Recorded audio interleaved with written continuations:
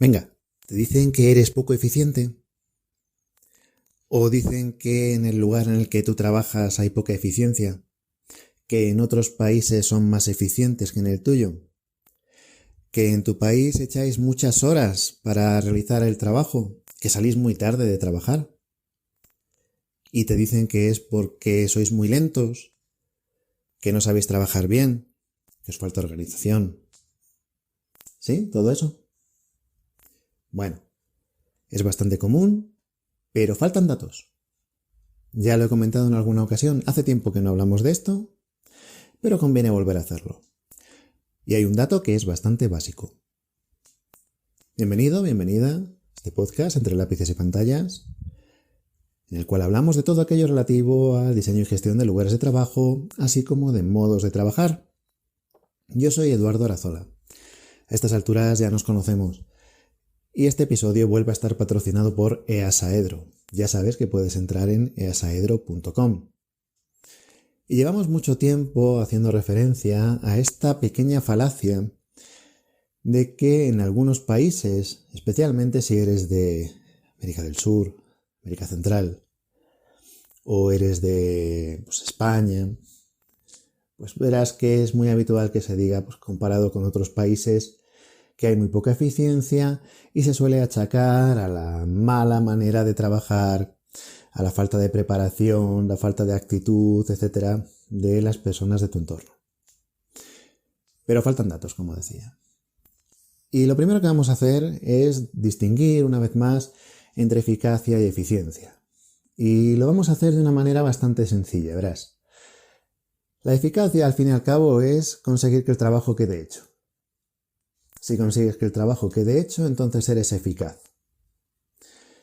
Y la eficiencia, lo que viene a ser es la cantidad de recursos que necesitas para que ese trabajo quede hecho. Digamos, la eficacia sería algo que se podría medir en términos absolutos, es decir, que el trabajo quede hecho en un 80%, en un 90% o en un 100%, mientras que la eficiencia es un término relativo entre la cantidad de trabajo realizado y los recursos necesarios para ello. Por ejemplo, el famoso principio de Pareto del 80-20, por el cual el 80% de los resultados viene dado por el 20% del trabajo, es algo relativo a la eficiencia. Pero no tiene mucho que ver con la eficacia porque todavía falta otro 20% de trabajo por realizar. Si tú tienes el 80% de los resultados ya con el 20%, ese periodo, ese intervalo, es muy eficiente.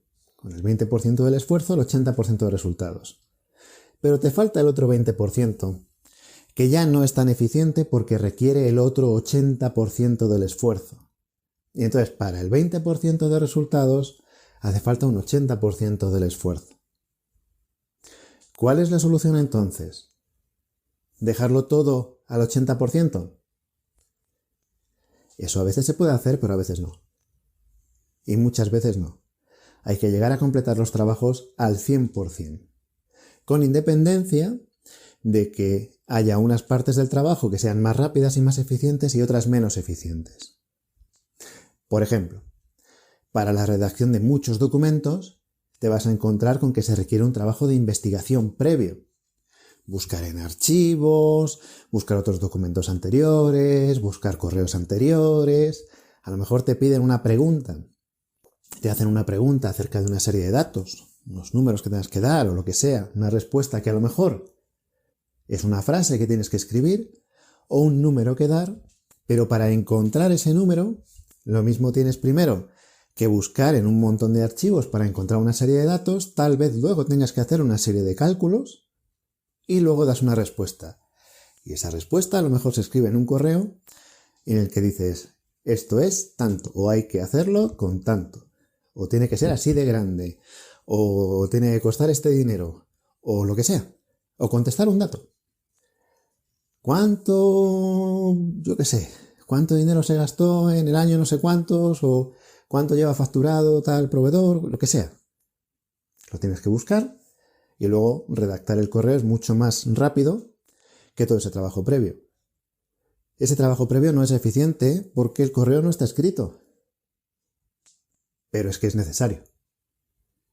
Y en cualquier trabajo un poquito serio de investigación, es muchísimo más largo el periodo de tiempo de investigación que el de redacción. Un escritor que quiere escribir un libro a partir de cualquier cosa, es un hecho histórico o un libro científico, de lo que sea, lo que le lleva todo el tiempo, la gran mayoría del tiempo, es la investigación. Y luego escribir el libro lo puede hacer de una manera bastante rápida, lo que es la redacción del libro. Pero ese libro estaría vacío sin la investigación previa, que puede ser mucho más larga. Y esto ocurre con todo.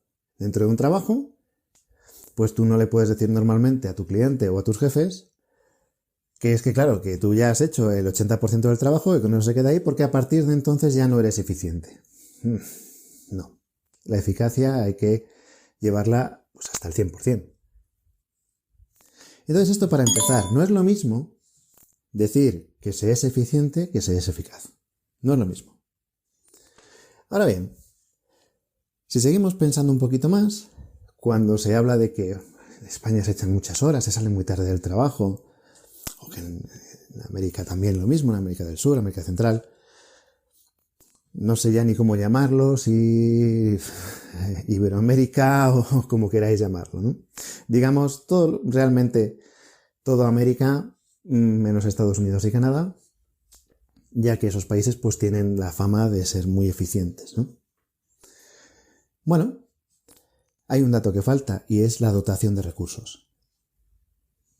Y eso, en el momento en el que tienes la ocasión de trabajar en una multinacional o de poder trabajar en otro país, te vas dando cuenta de una manera muy rápida.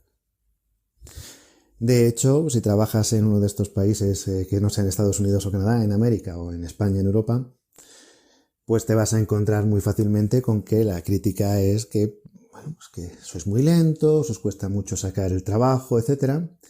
Y luego cuando te trasladas y te vas a trabajar, pues eso, a Estados Unidos o a Centro Europa o lo que sea, descubres por qué. Y descubres por qué simplemente porque el trabajo que tú realizabas con un equipo muy reducido, en esos países se realiza con equipos muchísimo más grandes. Muchísimo más grandes. Te puedes encontrar con que los equipos son 10 veces más grandes para un trabajo similar.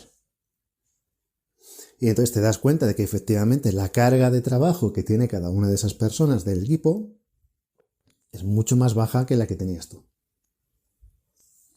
Claro, cuando te dicen, no entiendo cómo vais siempre en vuestra sede pues con tanto trabajo, tan agobiados y demás, cuando lleváis a lo mejor, pues ¿qué te voy a decir yo? Solamente 5 proyectos, mientras que en nuestra sede de, ponle nombre, Nueva York, París, Londres, la que tú quieras, están llevando, en vez de 5 proyectos, están llevando 10 y todo el mundo va tan tranquilo.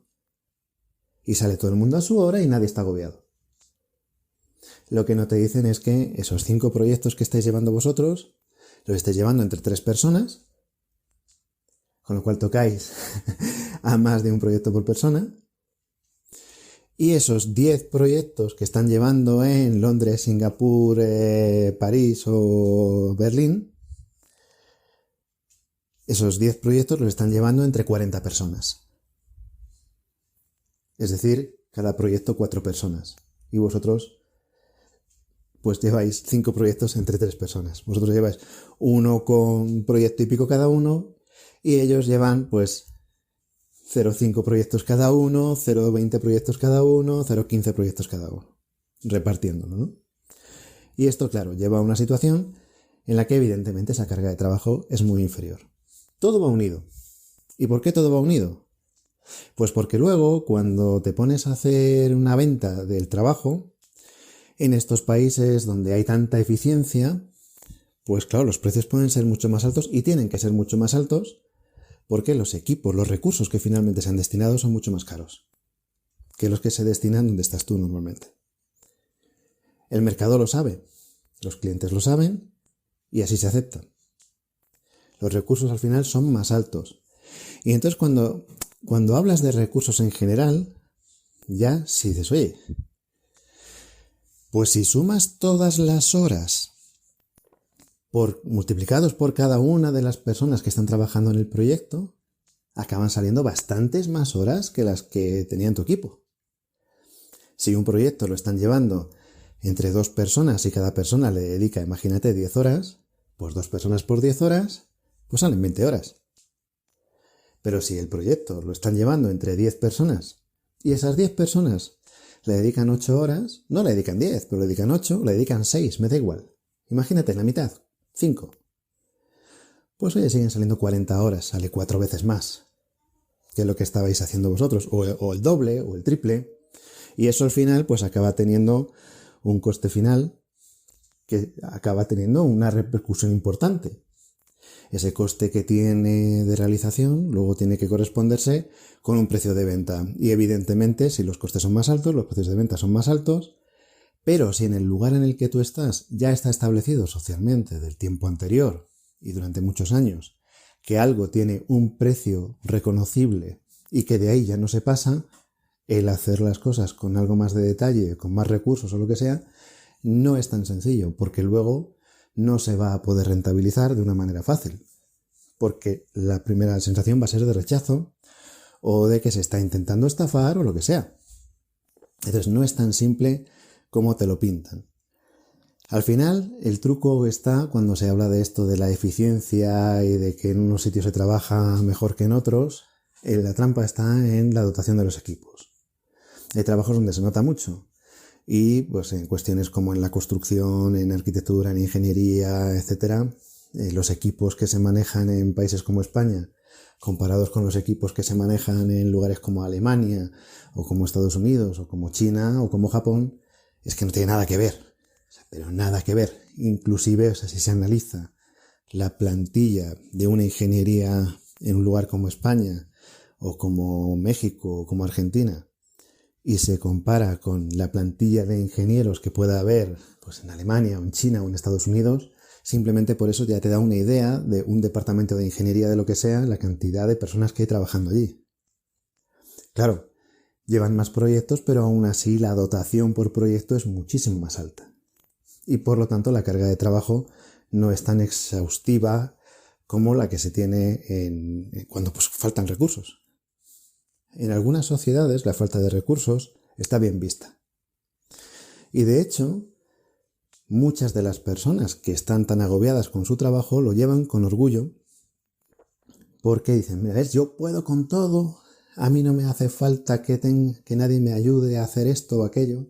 Incluso en cuestiones que están fuera de tu ámbito, no ya de expertise, sino de valor.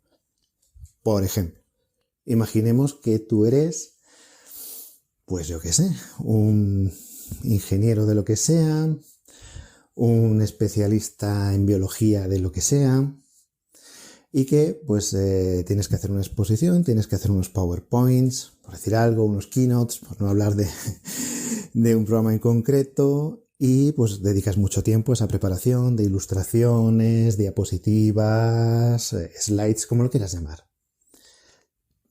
Vale, si tú puedes saber hacerlo, si tú puedes saber utilizar ese programa, el Keynote, el PowerPoint, el que sea, vale, pero te está llevando mucho tiempo y ese mismo trabajo lo puede hacer otra persona que tiene un corte más administrativo o más de diseño, pero que no es quien está realizando esa investigación biológica, médica o ingenieril, de lo que sea, o ese trabajo ingenieril, ese cálculo de instalaciones, de estructuras que no tiene la capacidad de hacer y que a lo mejor en el uso de ese programa tiene más expertise que tú.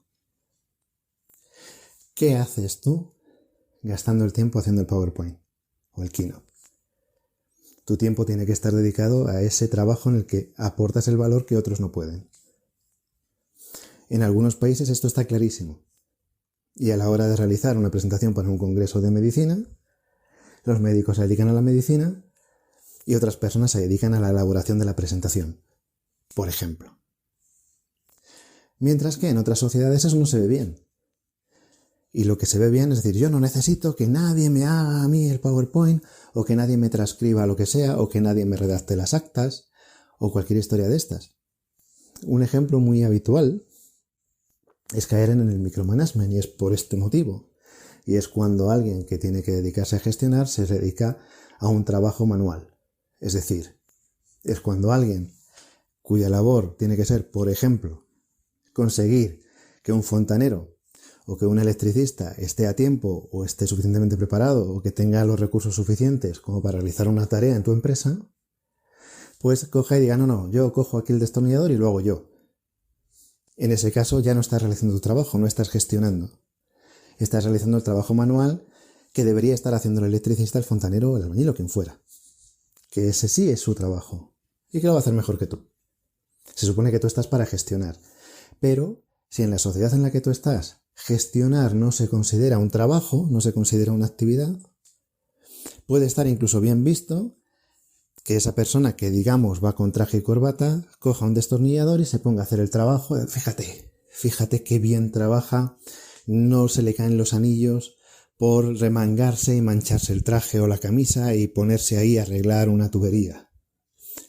Bueno, eso es una mala gestión. De hecho, es la falta de gestión, como solemos decir siempre. Cuando se habla de falta de gestión, o sea, se habla de mala gestión, realmente lo que hay es una falta de gestión, una ausencia de gestión, y por eso parece que está mal gestionado. Lo que pasa es que no se gestiona. Si tu trabajo es gestionar que venga el albañil o el fontanero, y en vez de conseguir que venga un albañil y un fontanero, tener un contrato preparado, etcétera, un SLA, lo que tú quieras, lo que haces es remangarte tú y arreglarlo tú, ¿dónde está la gestión? ¿Dónde está tu trabajo? ¿Dónde está tu valor como gestión? ¿Qué ocurre cuando en vez de haber una oficina hay 25? ¿Vas a ir tú arreglando todas? ¿Qué ocurre cuando hay una tubería que pierde, un automático en un cuadro eléctrico que se calienta y unos ordenadores que se han quedado sin conexión a internet? También vas a ser del área de IT, también vas a ser especialista en datos, también sabes arreglar averías de aire acondicionado, también, bueno, pues a lo mejor en tu casa eres un manitas. Pero si una empresa tiene que depender de ello, tendrá que hacerse de manera profesional, para que no se paralice el trabajo de esa empresa o para que no se vea afectado. Y para eso se requiere una figura que gestione. Es esta figura de Facility Manager. Esta figura de Facility Manager que tanto se ha desprestigiado precisamente por este tipo de cosas. Porque al final a lo que se da valor es exclusivamente al trabajo que se ve físicamente hecho y no a la gestión. Cuando la gestión es la que debe garantizar que haya una continuidad de negocio, sobre todo en caso de incidencias. Y una previsión, una predicción y una prevención para evitar precisamente que esas incidencias tengan un calado importante dentro de la actividad de la empresa. Todo esto, como ves, va unido.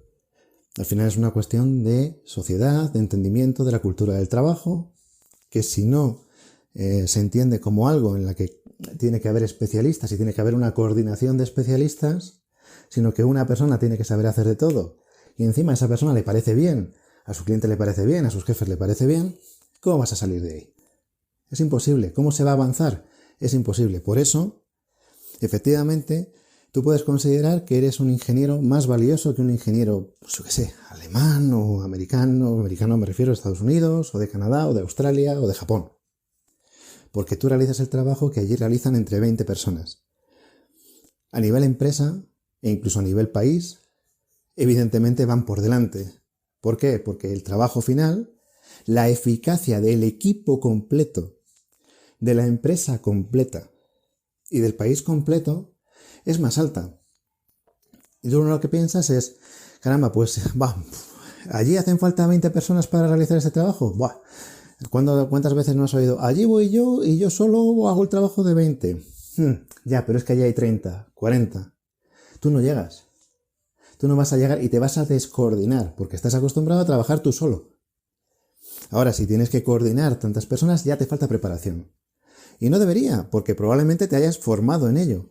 Pero luego en la vida laboral no tienes ocasión de desarrollar esa capacidad de coordinación y de gestión. Y lo que se valora es que te remangues y digas, no, este Excel lo hago yo. O, este Excel, esta hoja de cálculo, ponle la marca comercial que quieras. Pero es para entendernos, ¿no? Y que no, este documento lo redacto yo y yo no necesito que nadie me haga las actas y yo no necesito que nadie... ¿Sabes? Es una cuestión de saber integrarse dentro de lo que es un equipo completo.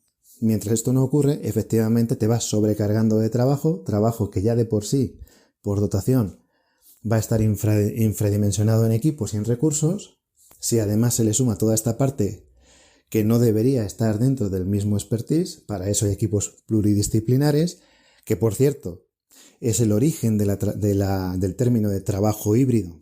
El trabajo híbrido proviene de equipos híbridos, en el cual cada persona del equipo es experto en una parte del todo que se tiene que conseguir. Luego se ha pasado a llamar trabajo híbrido a la combinación de presencialismo y teletrabajo. Pero en origen era esto, era que dentro de un equipo pues hay un especialista en cada una de las áreas que componen el trabajo completo. Tiene mucha lógica. Que luego con el tiempo en algunos lugares se haya ido cambiando ese significado de la expresión por otro, bueno, pues esto es una cuestión bastante habitual. Vamos a dejarlo aquí, seguiremos hablando de ello, pero estaría bien que lo reflexionaras y que a través de los medios que quieras nos hicieras saber cuál es tu opinión, cuál es tu experiencia y cómo crees que se puede mejorar en este aspecto. Como siempre, pues ya sabes, a través de nuestras redes sociales, email, como tú quieras. Siempre tenemos forma de hablar. Y siempre vuestros comentarios son lo más interesante. Nos escuchamos en el próximo episodio.